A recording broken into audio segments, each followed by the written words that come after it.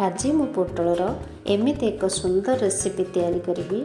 जदि क्या पोटल खाइबा भल लगुन से मध्य खाइबा इच्छा करेंगे। बहुत टेस्टी रेसिपी। आपण माने एही रेसिपी को ट्राए निश्चिंत करंतु। आपण मानकु निश्चिंत भल लागिबो। नमस्कार, जय जगन्नाथ। धरित्री होम किचन को आपण मानकु अनेक अनेक स्वागत। चलंतु स्टार्ट करिबा रेसिपी। मु एठी 400 ग्राम रो पोटल नेछि। ताकू भल भाबरे धोई करी रखिछि।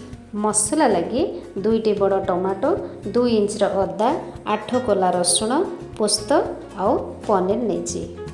प्रथमे कढ़ारे आम सोरिष तेल देबा। तेल टिके गरम होला परे कटा होइतिबा पोटल को देदेबा।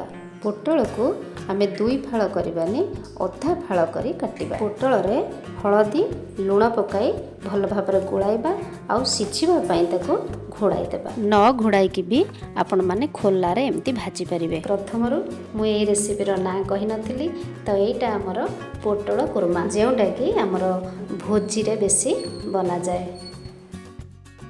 देखंतु पोटल एठी भल भाबरे भाजी होई गलानी।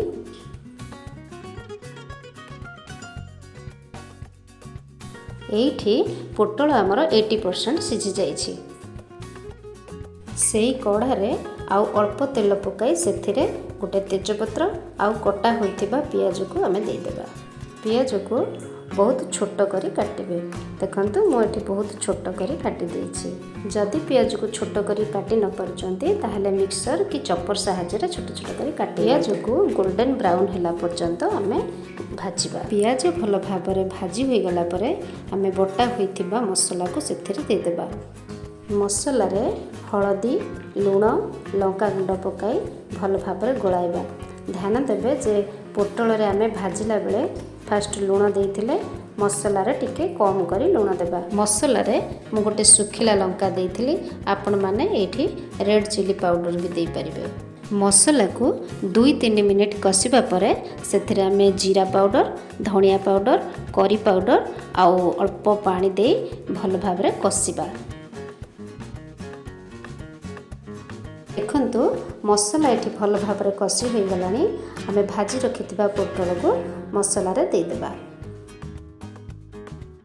पोटल को मसला सहित आउ 2-3 मिनिट भल भाबरे कसिबा। पोटल मसला रे भल भाबरे कसी होई गलानी। एबे आमे एथिरे अल्प पानी दे देबा। आपण माने चाहिले एमिति भी सुखिला रखि परिबे।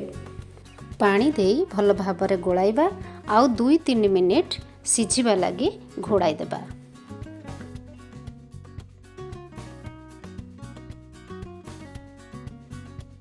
पोटल भल भाबरे सिझी गला परे आमे पनीर आउ पोस्तर पेस्ट को दे देबा।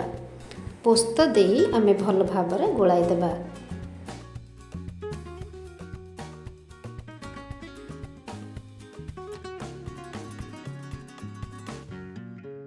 आउ अल्प समय फुटिबा को छाड़ी देबा। आपण एही रेसिपी को गरम गरम भात, रोटी, पूरी सबुथिरे खाई परिबे। 2-3 मिनिट फुटिला परे आमे गैस रो फ्लेम को बंद कर देबा।